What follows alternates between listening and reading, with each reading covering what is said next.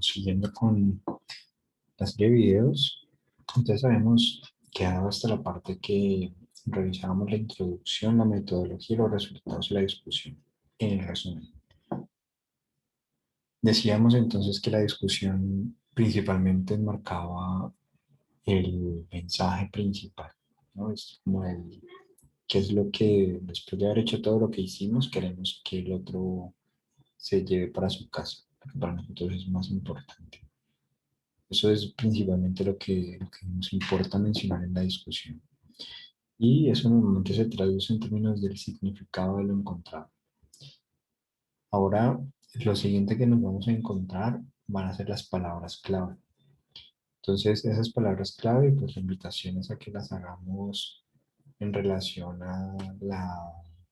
Tenemos dos alternativas, los desk o los mesh. Básicamente, ambos son unas eh, palabras que utilizamos en una comunidad científica para entendernos. De ahí que sea importante consultar cómo se denomina, digamos, el TDA, por ejemplo, buscarlo y decir, bueno, cómo se denomina el déficit de atención como palabra clave, como gran concepto.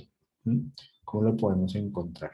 Entonces así, pues podríamos ir a los desk o a los mesh para hacer la búsqueda. La búsqueda en español la podemos hacer en los desk, la búsqueda en inglés la podemos hacer en los mesh. Vamos a irnos, pues en primera instancia, a los desk para que nos familiaricemos un poco con lo que nos aparece. Entonces apenas nos envían aquí, ya sabemos que estamos en Ciencias de la Salud, descriptores. Vamos a darle aquí donde dice consultar al desk. Y en consultar al desk nos fijamos que está en español y pues hagamos el ejercicio, por ejemplo, déficit de atención.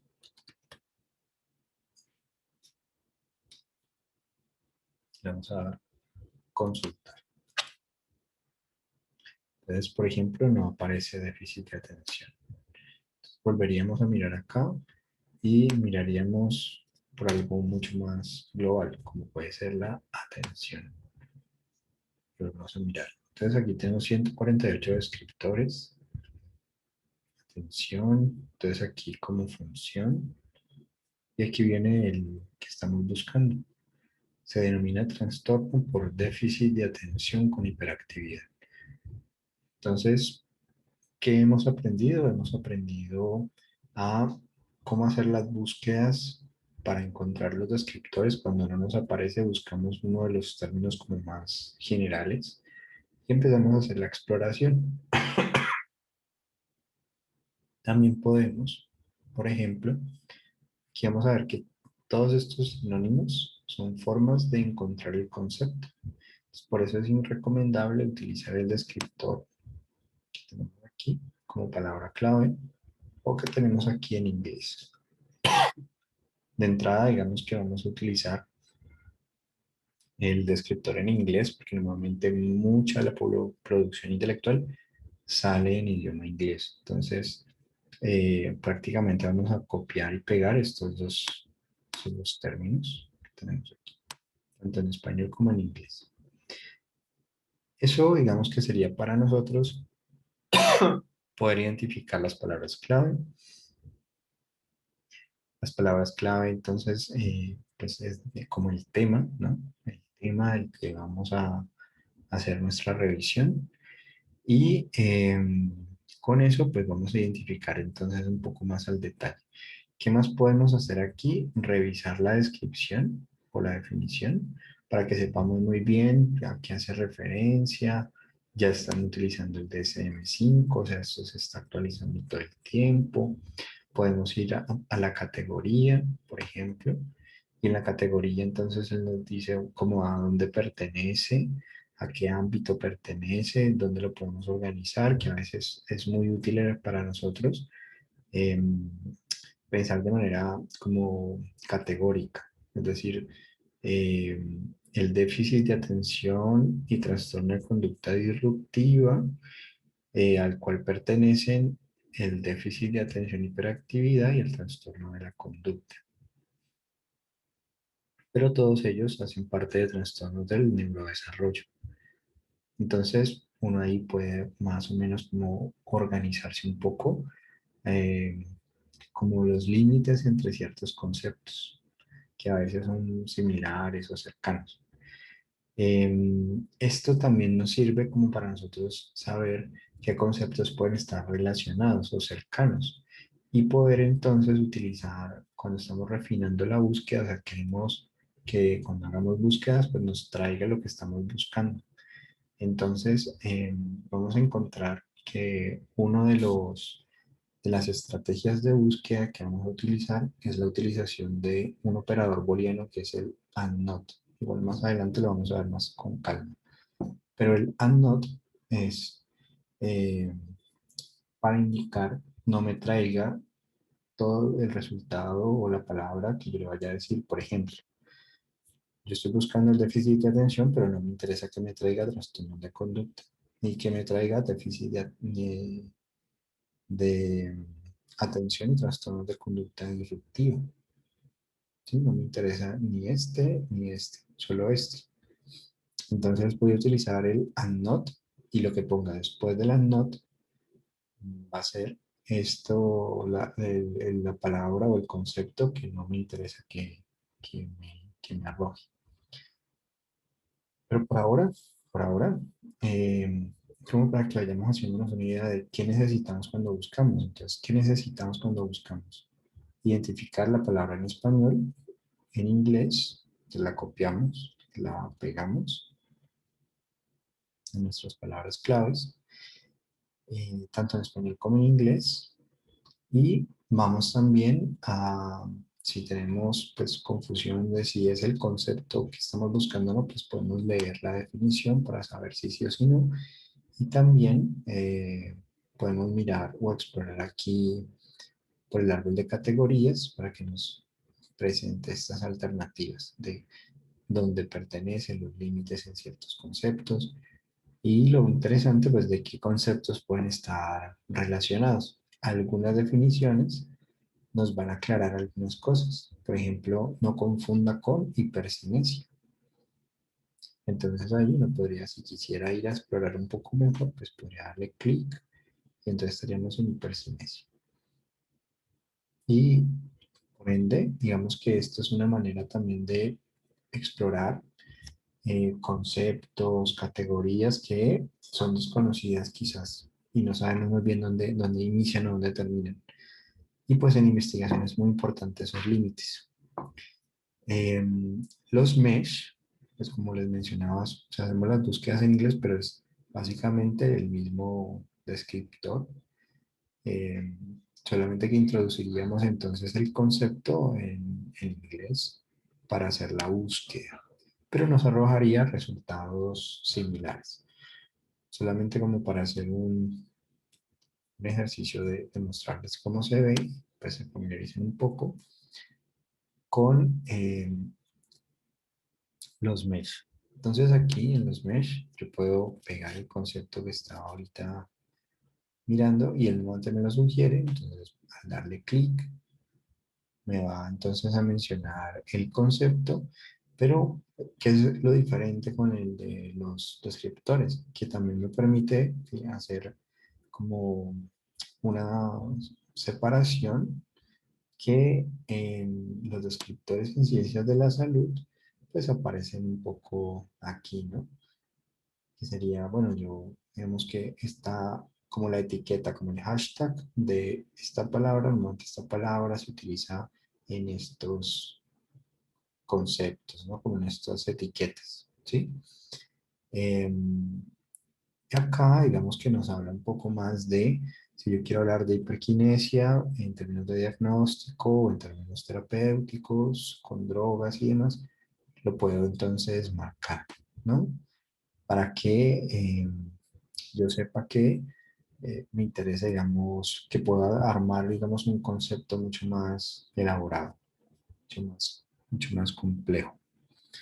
Aquí tenemos los sinónimos, tenemos las categorizaciones, cómo se llamaba antes, cómo se llama ahora. cuándo fue introducido el término. Es un término que inició en el 69, ¿vale? Entonces es otra manera de eh, buscar también palabras descriptores, palabras claves. Entonces la recomendación es pues usar el de los de ciencias de la salud, mucho más sencillo de manejar por lo que es en español. Ya con eso digamos que tenemos lo que son las palabras clave. Entonces buscamos nuestros temas allí en los descriptores en ciencias de la salud, eh, principalmente. Cuando exploremos las otras herramientas de PubMed, por ejemplo, vamos a volver un poco sobre los mesh, como también estrategia de búsqueda. Entonces, por ahora, palabras clave están los descriptores en ciencias de la salud, que es lo que podemos utilizar. También hay otros elementos que pueden también ser útiles, como los keywords de Science Direct. Digamos, uno lo puede googlear, keywords de Science Direct, pero para focalizarnos ahorita en lo que vamos, como me interesa que sea mucho más práctico el asunto con la monografía, trabajamos con los descriptores en ciencias de la salud. Luego viene el nombre, el apellido, la filial institucional, esto en minúsculas. Eh, la filial institucional pues implicaría que ustedes eh, con siempre, digamos que trabajan con un artículo, digamos que la pregunta es, eh, ¿lo hicieron auspiciados por una institución, ¿no? ¿Quién les ayudó? Les brindó las herramientas? Entonces ahí es un poco darle como ese reconocimiento a la institución. Y también vamos a crear un ORCID para todos. El ORCID, ¿qué es? El ORCID es un identificador único. Yo, por ejemplo, me llamo Alejandro Botero Carvajal, pero a veces me escriben el Botero con B pequeña, con sin mayúscula, a veces me colocan Alejandro Carvajal, ¿vale? Entonces pueden existir pues muchas formas de escribir mi nombre completo, pero para garantizar que así me escriban de maneras diferentes, yo tenga un número de cédula, un número único que no se repite y que es mío como mi hoja de vida. Entonces, para que yo todo lo que haga como investigador le ponga mi número ORCID. Entonces, ahí es importante crear nuestro perfil en ORCID. ORCID, cuando le damos clic allí, vamos aquí donde dice registrarse y vamos entonces, pues yo ya yo tengo mi ORCID, pues aquí lo ingreso y si no, pues entonces puedo hacerlo a través de Google, por ejemplo, y listo. Ya a través de estas alternativas, pues es importante como lograr como la forma, digamos, de registro, ¿no? Ahora, cuando no tenemos ORCID, entonces lo que vamos a hacer es registrarnos. Cuando le damos en registrarnos, nos va a preguntar el nombre, el apellido, la dirección primaria, confirmamos esa dirección primaria de email y podemos colocar una adicional. Podemos agregar tantos email como queramos. Le damos prácticamente next. Nos va a preguntar otros datos más de identificación, contraseña, tal. Y enviar. Y eso automáticamente pues, nos va a generar un número ORCID. Entonces, por ejemplo, en el caso, digamos, mío, digamos, yo,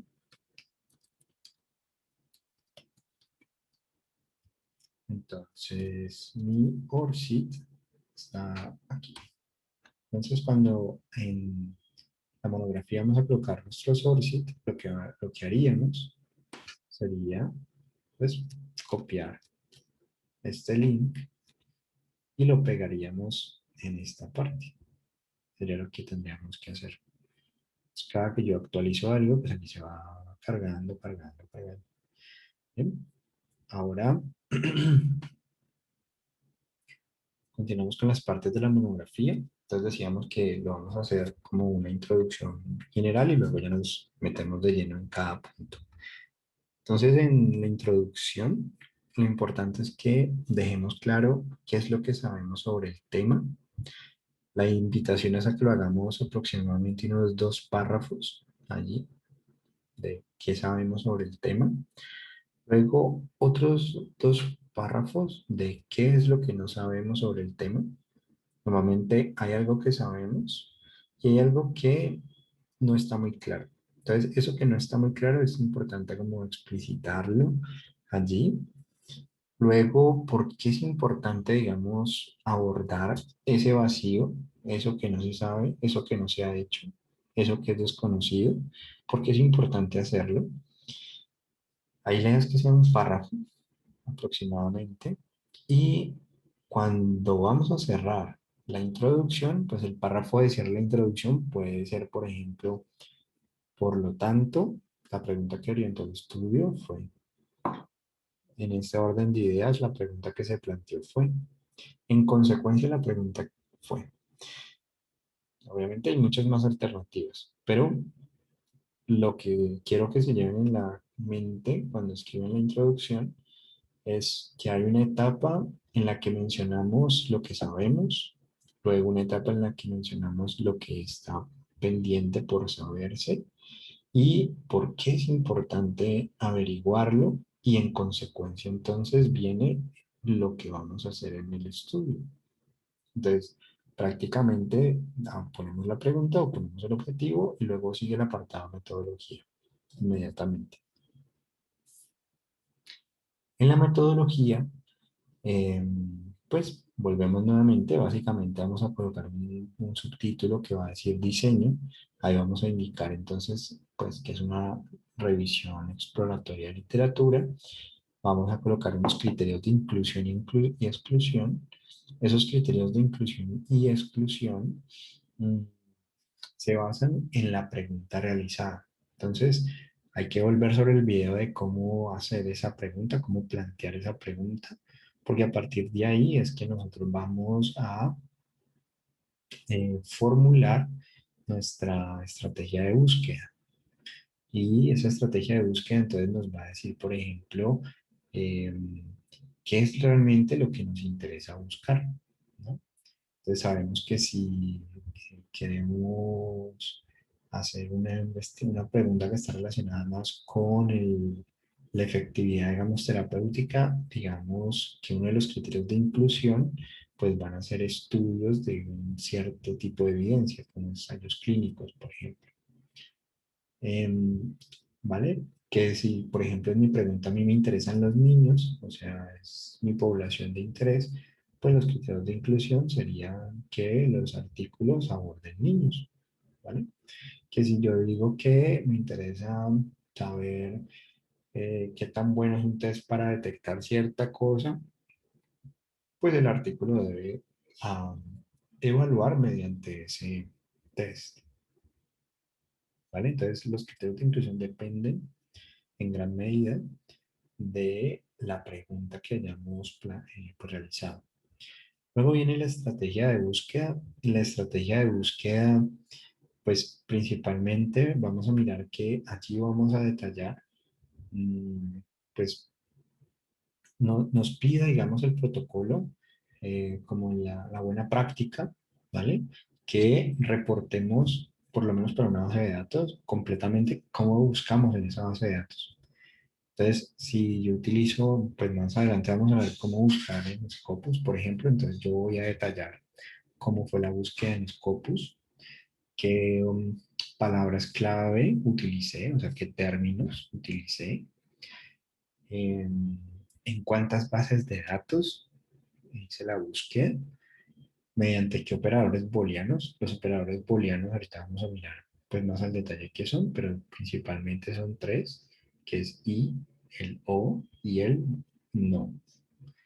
Eh, el de exclusión, ¿no? Entonces tenemos, pues todo eso es en inglés, pero es y, o y no. Entonces el and, el or y el and not. Y todo eso queda reflejado en un flujograma. Que ese flujograma, pues es el flujograma de Prisma. Entonces, el primer link es para nuevas revisiones de bases de datos y el segundo link es para bases de datos y otras fuentes. Entonces, nosotros vamos a utilizar el primer diagrama de flujo. ¿Por qué? Porque cuando estamos hablando de otras fuentes, cuando estamos haciendo ya una revisión sistemática. ¿Por qué? Porque eh, nos exige, digamos, una revisión exhaustiva tanto de bases de datos como de literatura gris, como libros, como, como cubierto lo suficientemente lo que se ha dicho sobre ese tema, ¿no? Entonces, pues digamos, y otras fuentes no la vamos a utilizar, vamos a utilizar la de bases de datos. O sea, revisiones solamente bases de datos porque nosotros solo vamos a consultar bases de datos. No vamos a incluir otras fuentes diferentes a las bases de datos.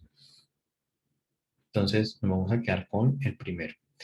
Al darle clic acá, inmediatamente les va a descargar pues un archivo. Entonces, vamos a decirle que listo, vamos a mirar un poco y a familiarizarnos un poco ese, con ese texto. Vamos a ver en las descargas, dice que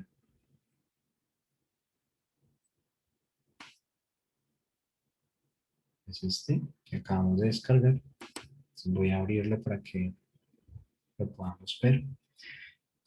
Mientras abre, es básicamente mostrar la secuencia que hemos seguido y los resultados que hemos encontrado cuando vamos aplicando filtros dentro de la búsqueda. Entonces,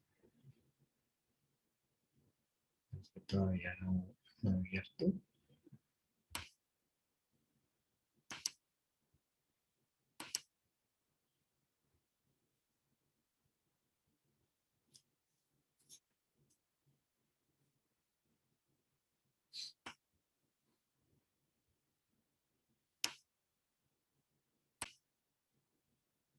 Ya nos abrió.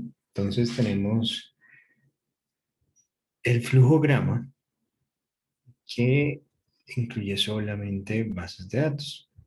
Entonces, básicamente este flujograma muestra unas etapas, ¿no? Que son una etapa de identificación, una etapa de screening y una etapa de incluidos. Entonces, esas tres etapas, pues, básicamente las vamos a cubrir, vamos a ir haciendo como el paso a paso de cada una de ellas, pero para que se hagan una idea. Entonces, los términos de búsqueda, nosotros los vamos a buscar en X bases de datos. Entonces, por ejemplo, documentos identificados en Scopus, ¿vale?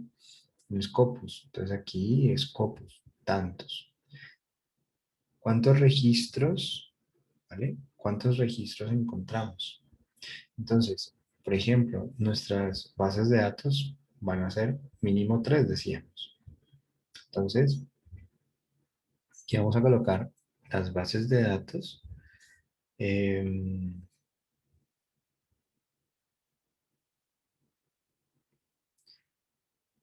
las bases de datos por que cada base de datos aportó. Entonces, por ejemplo, diríamos aquí, eh, si ponemos todas, por ejemplo, Scopus, Web of Science y PubMed, por poner un ejemplo, entonces nos corresponde indicar cuántos registros por cada base de datos obtuvimos. Entonces, por ejemplo, en Scopus, ¿cuántos obtuve? En PubMed, ¿cuántos obtuve? Bien, entonces voy poniendo por cada base de datos cuántos obtuve y al final pues voy a sumar el total de registros, que sería lo que pondría pues aquí. Entonces así yo podría claramente mostrar qué bases de datos y cuántos registros encontré en cada una de esas bases de datos y sumando ese conjunto de esos datos, cuántos son los textos que eh, encontré para hacer la revisión. Entonces estamos en la fase de identificación. Identificar sería saber eh, cuál es el universo, ¿no? De personas perdón, de artículos que vamos, entonces de artículos que vamos a revisar, ¿sí? Listo, aquí ya digamos que tendríamos esta primera parte.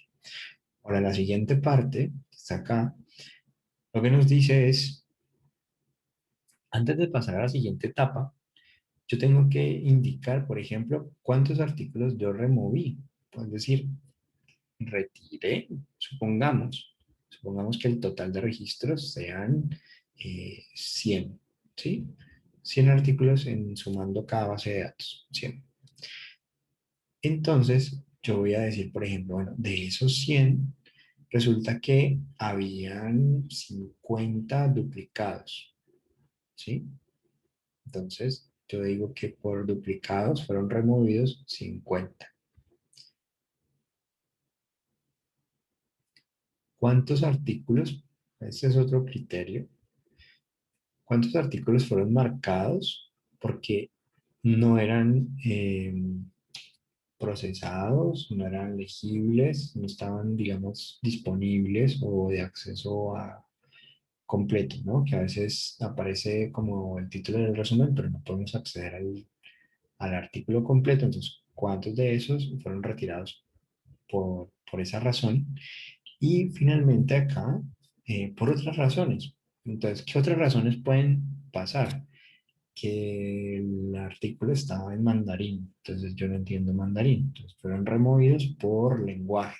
¿Cuántos por lenguaje? Eh,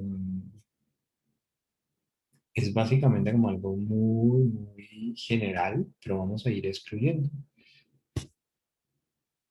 De, entonces, que por duplicados eran 50 y que por lenguaje, supongamos que son 25 y que porque no pude acceder a texto completo a ellos eh, son 24, pues me quedó solo uno para revisar.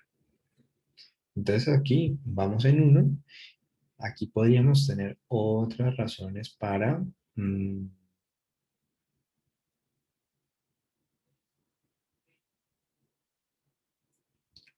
aquí, por ejemplo, estos dos asteriscos que están aquí, que no se alcanzan pues, a ver bien, cuando los vamos aquí abajo, nos dice que también debemos especificar, por ejemplo, si utilizamos una herramienta, pues, básicamente un software, una máquina, entonces cuántos fueron por humano y cuántos fueron excluidos por herramientas de automatización, ¿sí?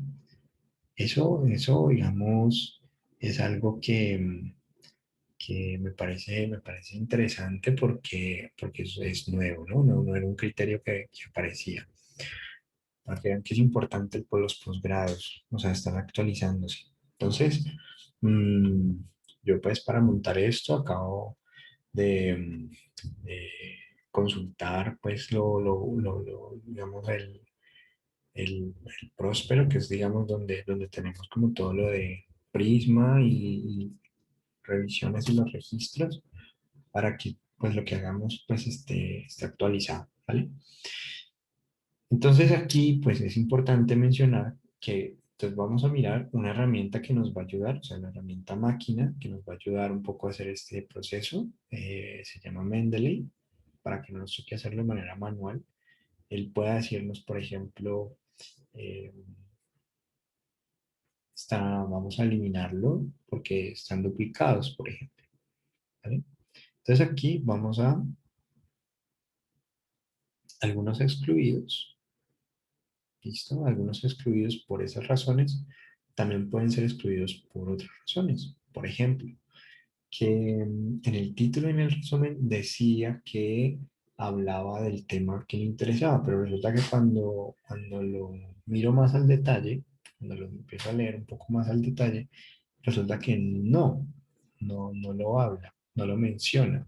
Entonces, yo lo podría excluir porque no evalúa digamos, el objetivo de la revisión. O sea, no, o supongamos que yo tengo una población de niños entre los 6 y los 12 y resulta que en este artículo, pues si aquí habla de niños, realmente eh, no separa los grupos y aparece una combinación de infancia. Entonces hay desde 18, 17, 14, 13 en el mismo grupo. Entonces no sé con una ciencia cierta si están hablando de niños, niños, niños en las edades que a mí me interesan.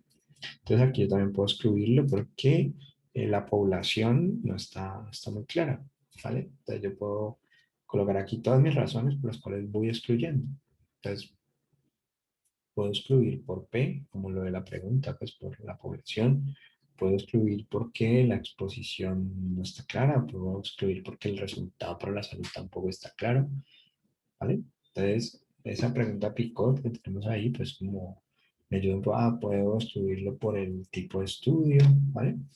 Entonces aquí vamos a ir colocando los criterios por los cuales vamos retirando artículos. Y en esta parte de aquí, entonces, ¿cuántos artículos quedaron después de haber pasado estos filtros y a los cuales yo le voy a hacer una búsqueda exhaustiva? Supongamos que hay un artículo que pasó todos los filtros previos, o sea, no fue excluido, cumple con todo, y cuando lo voy a tratar de leer a texto completo no lo puedo acceder, no puedo acceder a él. Solo al resumen, solo el título. Pues entonces me toca retirarlo porque no pude recuperarlo a texto completo. Bien. Luego vamos a mencionar, entonces, después de que retiré artículos porque no pude acceder completamente a ellos, bueno, ¿cuántos me quedaron? Y ahora, ¿cuáles fueron las razones para excluir nuevamente artículos? Entonces, podemos decir algo como en este sentido. La primera etapa del screening normalmente se hace sobre el título y el resumen.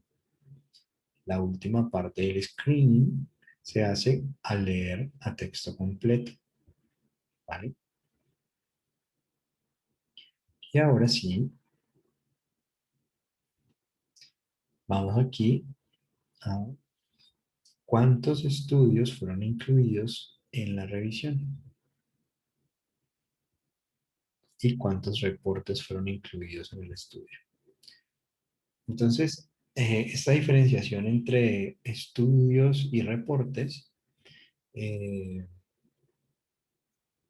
normalmente se asocia con que hay, a veces aparecen eh, artículos cortos o reportes de caso y cuestiones así, y hay otros que aparecen como estudios. Aquí están diferenciando un poco eh, pues esas tipologías. Aquí podríamos decir es que finalmente vamos a dejarlo como un total, o sea, cuántos fueron los que incluimos al final del proceso, ¿vale? ¿Cuáles fueron? Entonces sería tomar estudios incluidos en la revisión y ponerlos, ¿listo?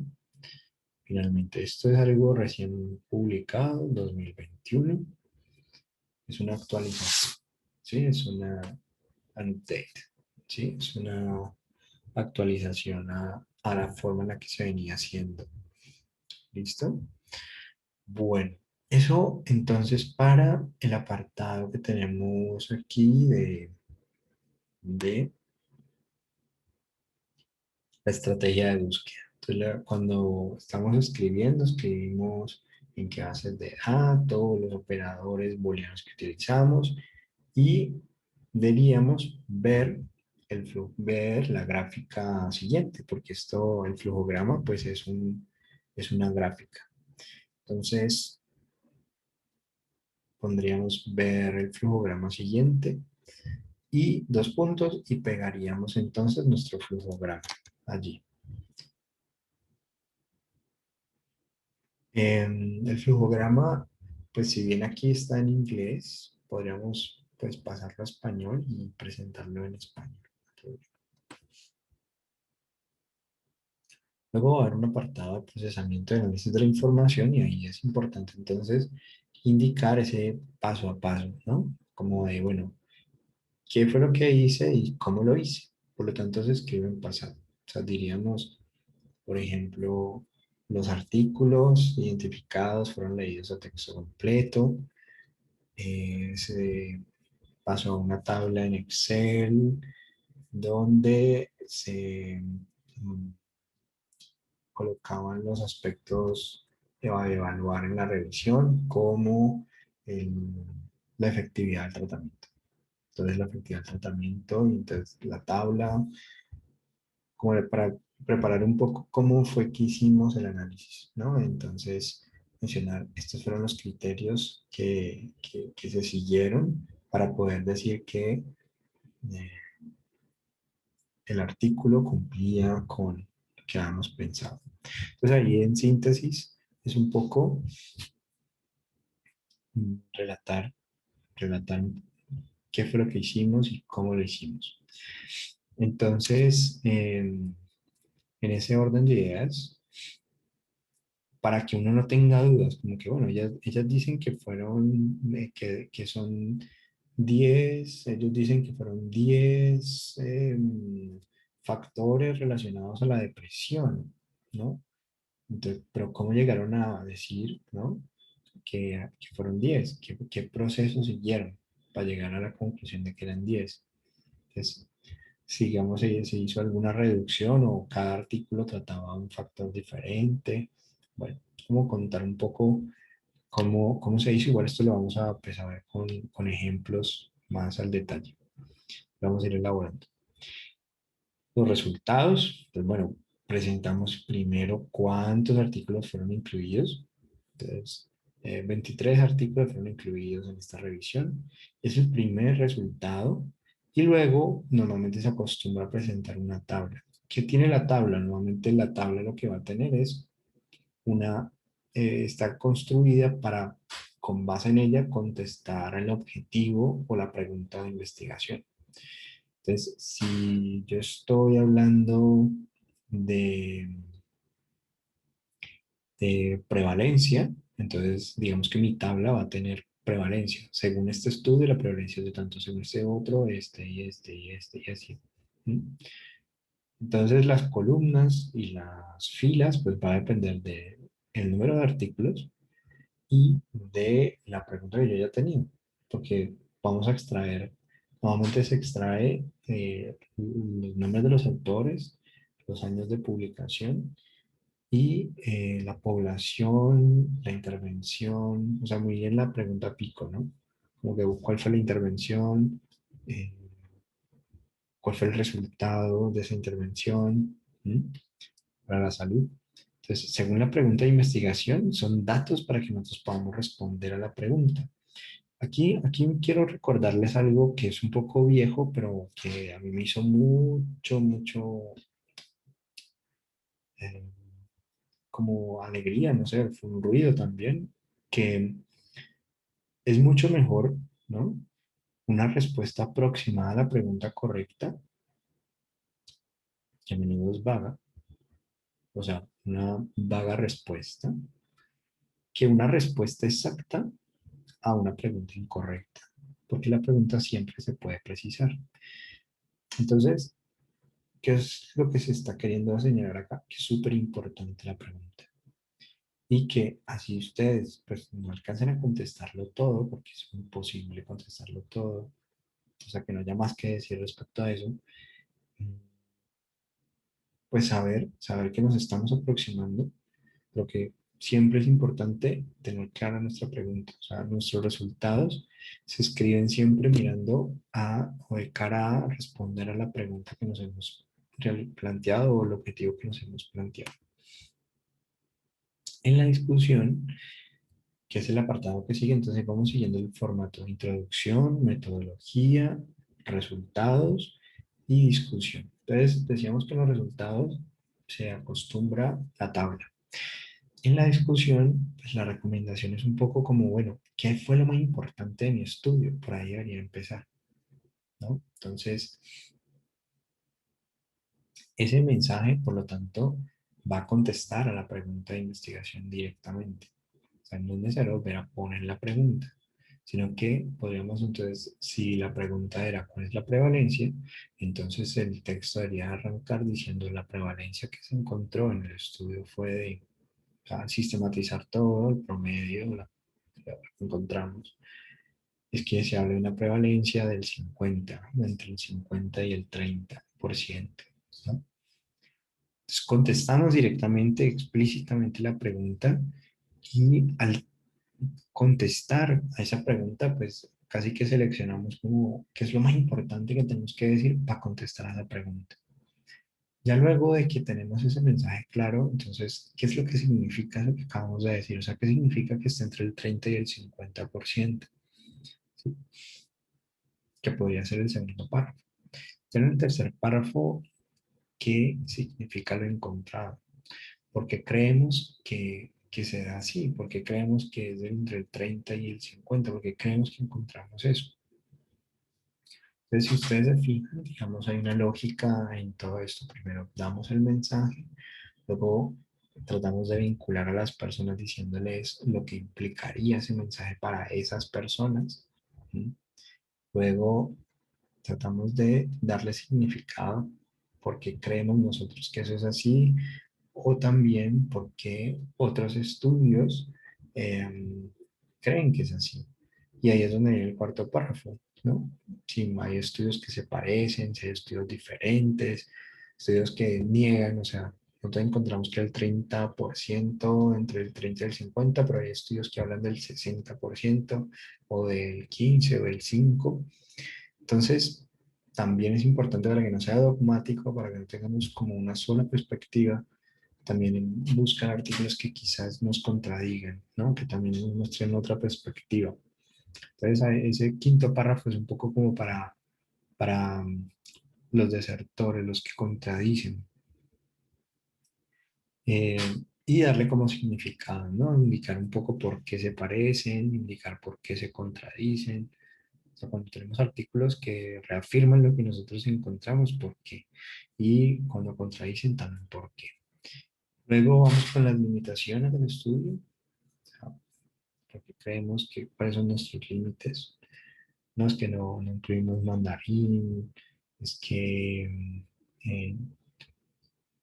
no consideramos esta base de datos, que también es importante.